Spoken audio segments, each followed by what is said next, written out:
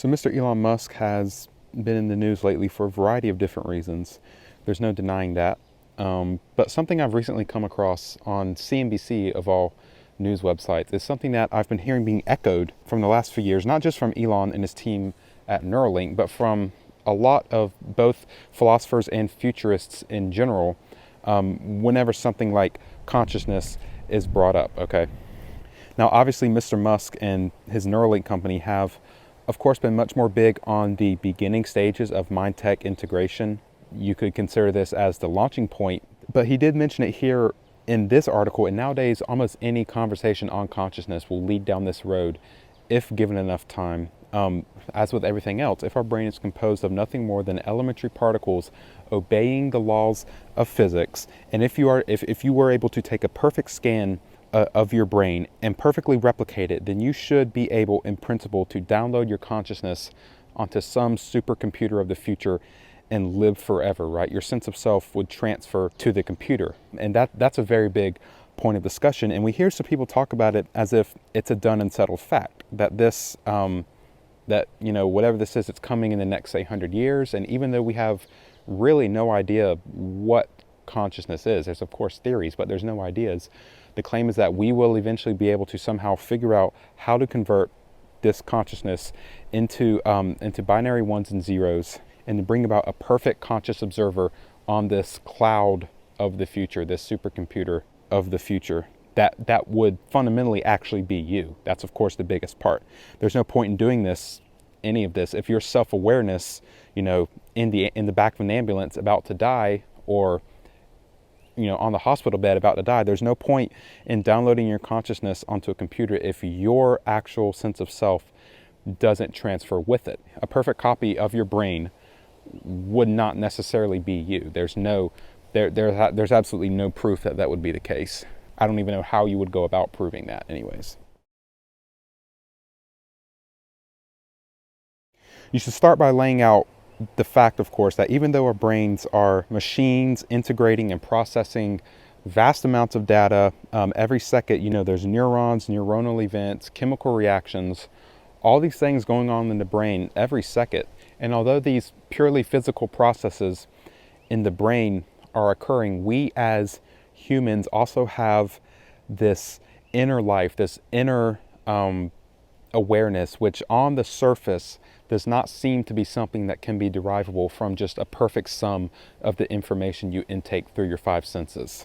There seems to be something else going on. There's an inner human experience. And Descartes told us, of course, as you've probably heard, you can throw out everything you know about the universe, every fact you know about the universe, you can throw it out and start with, step one. But there's one thing you can't throw out, which is that you are a conscious observer, and you are experiencing, okay? That's the one thing that's the one thing for certain, just beginning, that you are a conscious observer. The inner life that we all have, the sense of separation from the information in the world around us, that shouldn't, at least on the surface, that shouldn't be happening if our brain is just intaking and integrating information. These experiences are not indicative of the fact that we seem to just be really complex computers.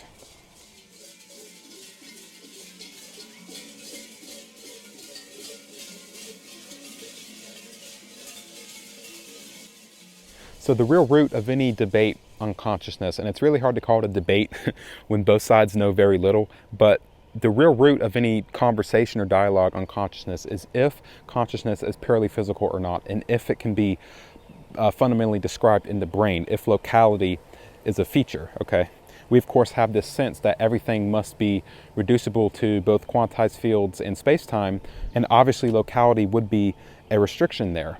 Well, what most people are thinking now is, of course, emergence. Emergence is something that comes about quite literally in any physical system. It's varying levels of description based on your viewpoint and based on your size within the system. The standard view of emergence, which is not controversial at all, it's called weak emergence. You have these different levels of description. The lowest, of course, being described through, you could just say quantum field theory and space-time. But as you arise to different levels, as you rise up, you see these higher level truths emerge out of the lower level truths. These higher level truths in the weak emergence paradigm would be reliant on, but yet independent of the lower level physics. And you should, in principle, be able to derive any of these higher level descriptions from the bottom level if you have perfect information. So just in some light cone, you'd have photons radiate away. If you can wind back the clock and bring back those photons and have perfect information at the lower level, you should, in a weak emergent view, perfectly be able to describe any higher level phenomenon. You can think of a galaxy. That's a good example. The physical properties, those are just emergent truths that arise from the long range and short range gravitational interactions of the stars within. These truths emerge out of the bottom level, but are still reliant on the bottom level. If you were to put all of those stars in their exact position, just pick some coordinate plane of your choice and put all those stars with their position on the supercomputer, or better yet, all of the molecules and all those stars on an infinitely powerful supercomputer, then you should be able, under the weak emergent view, to derive macro properties of the galaxy, like the galaxy rotation curve or something like that. So weak emergence is what everyone agrees on, but what's called strong emergence, it's controversial. A strongly emergent phenomenon means that it is, in a sense, disconnected from any of the lower level physics. The phenomenon would be irreducible as is, and you couldn't trace it back down to fundamental particles. And it would also possess, which is big for the conversation of consciousness, its own causal power. That's huge. The higher level emergent phenomenon couldn't even, in principle, be derived from the lower level physics. Now, I do have to say that I feel as though the idea of strong emergence is overused in the modern day fields of philosophy and of physics. I think a lot of times we tend to just posit the idea that something would be a strongly emergent phenomenon that couldn't be derived from lower level physics, when really what we mean is just a incredibly enormously complex amount of lower level physics and maybe even inaccessible data, okay? Those photons, like I said, being radiated away at the speed of light, where only something like a Laplace's demon would really know what's going on. The Earth, of course, is not a closed system. Those photons are being radiated away, but any photons that interact with that system would then be part of that physical system. They would contain information about that physical system, and you would never be able to get those back in practice. Although the perfect information would be there in the light cone, it would never be accessible to us, only something like a Laplace's demon. Now, a big point of discussion whenever a strongly emergent anything is brought up is that if you accept that abstract piece that comes along with strong emergence, you now have one of the biggest problems in modern day philosophy of mind, which is something known as downward causation. This is at the heart of many different problems, and it comes about due to the fact that, and remember, this is if you accept strong emergence, which is extremely controversial, but it comes about because a strongly emergent consciousness would have, as Stanford puts it, fundamental higher level causal power.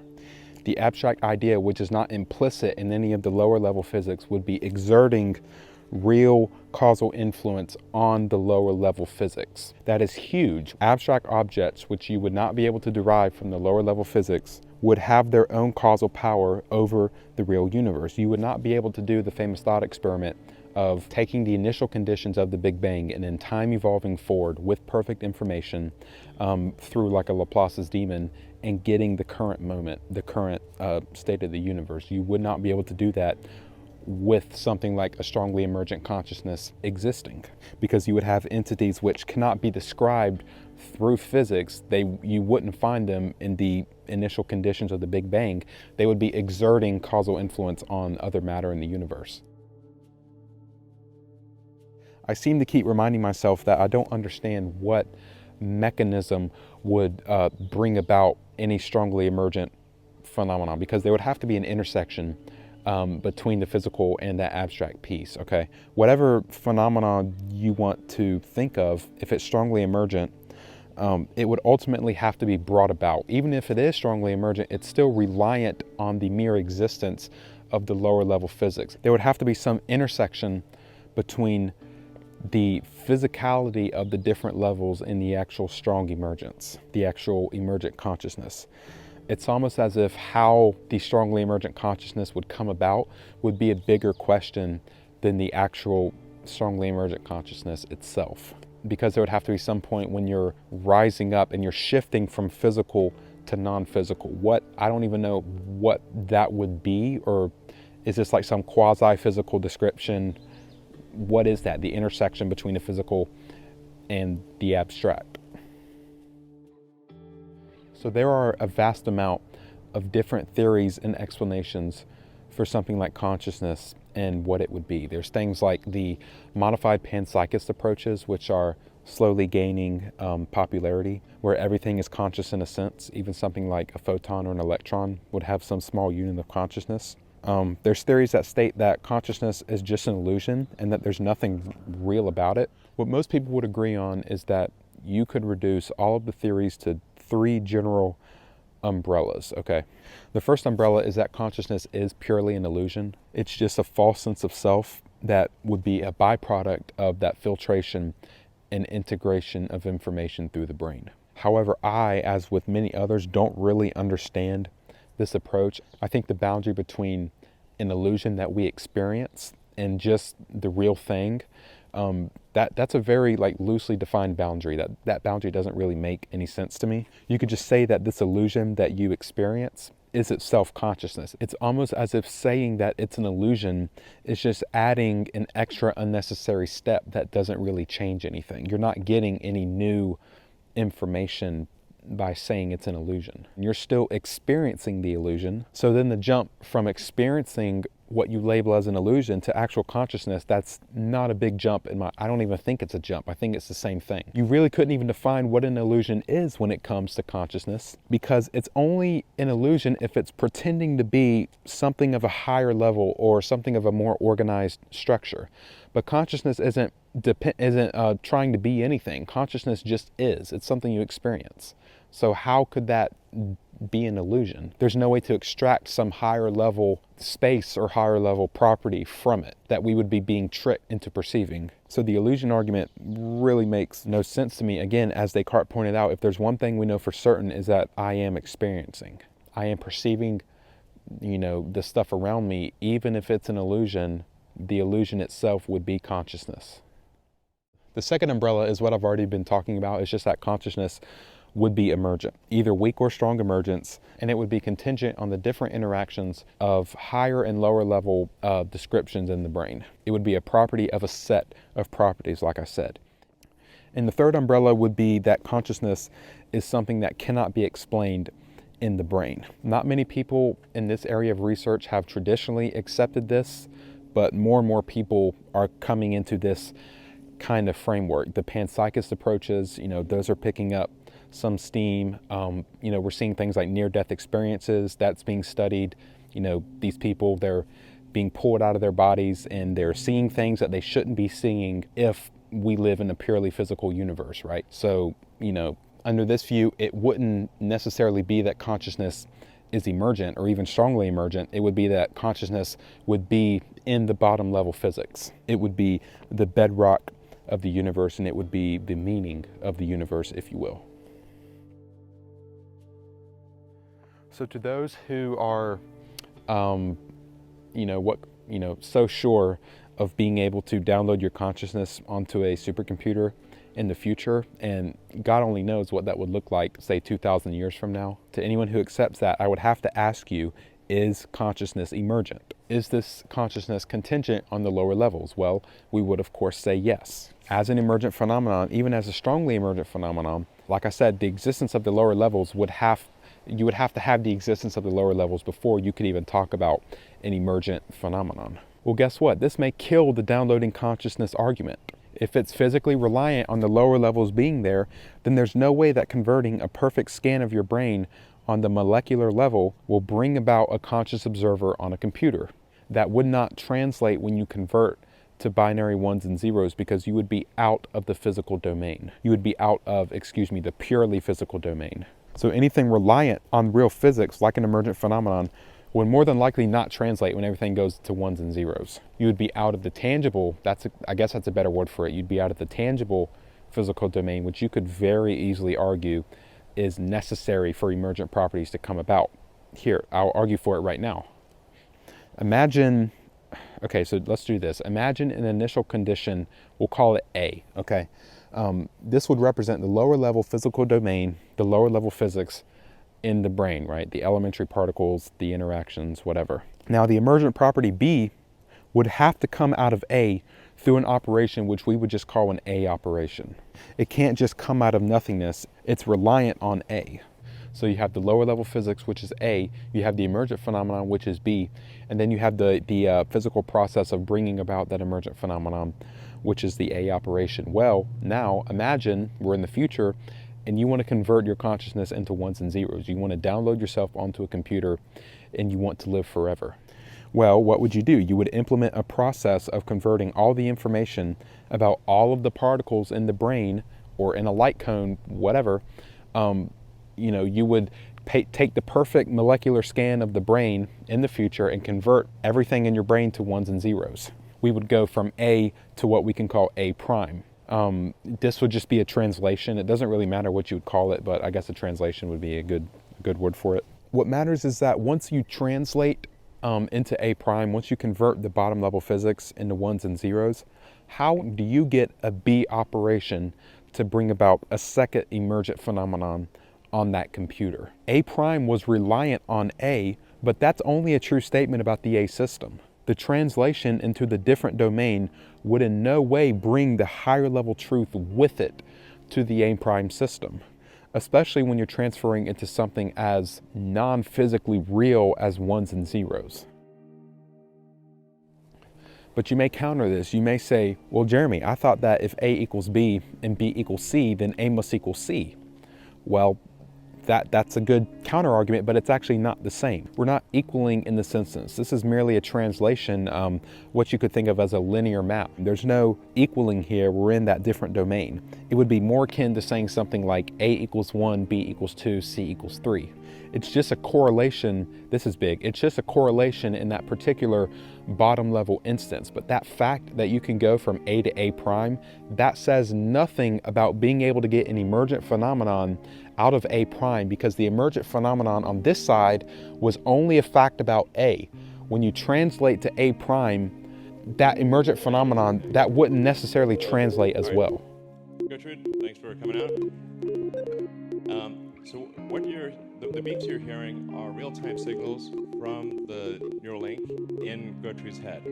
So this neural link... Let's go back to a different topic I was mentioning, which is an experience consciousness versus a simulation. Would a perfect simulation of consciousness on a supercomputer actually be consciousness? Well, insert yourself into a very, very simple thought experiment. Imagine you're standing next to a huge fire, like a hay bale's on fire or something. You would say, of course, wow, this is very hot. This hay bale on fire is very hot. You're having that, what we could call a first-person subjective experience. And you've had this experience and now you want to try to simulate it on your supercomputer. Well, if you were to simulate that exact same situation on your supercomputer, where down to every photon, everything is the exact same as it was when you had your first person experience, there would be one notable difference, which would be that computer would not physically be getting hot. It would be a perfect simulation of the heat in the fire, but that computer would not actually have a first person experience of the heat in the fire. There's no real physical experience. And when it comes to downloading consciousness onto a computer and converting into ones and zeros, it may be the same thing. A perfect simulation of consciousness is in no way the same as the real thing. You could know every detail about every atom in the brain and still not attain experience consciousness. You could, under a weak emergent view, you could get to consciousness, but you wouldn't get to the experienced consciousness. Those would be two separate things.